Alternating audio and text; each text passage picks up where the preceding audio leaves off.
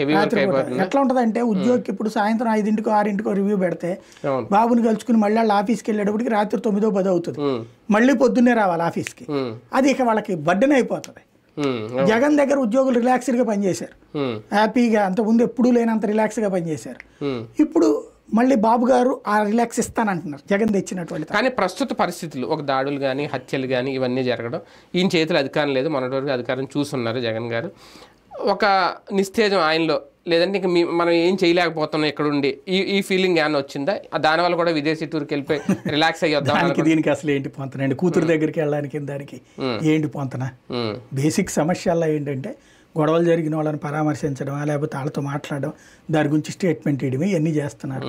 ఒకే ఒక అతిపెద్ద లోపం వల్ల జగన్లో ఉంది ఏంటంటే, చంద్రబాబు నాయుడు వాళ్ళ కార్యకర్తకు ఒక్క చిన్న ఇన్సిడెంట్ జరిగినా దాన్ని స్వయంగా ఆయనే ట్వీట్ చేసేవాళ్ళు, లోకేష్ ట్వీట్ చేసేవాళ్ళు, అచ్చెన్నాయుడు ట్వీట్ చేసేవాళ్ళు. ఓ 100 మంది దాన్ని ట్వీట్ చేసి నాయకులు దాన్ని 1000 మందికి, 1,00,000 మందికి, 1,00,00,000 మందికి వెళ్ళేది. ఇక్కడ జగన్ అది పట్టించుకోడు.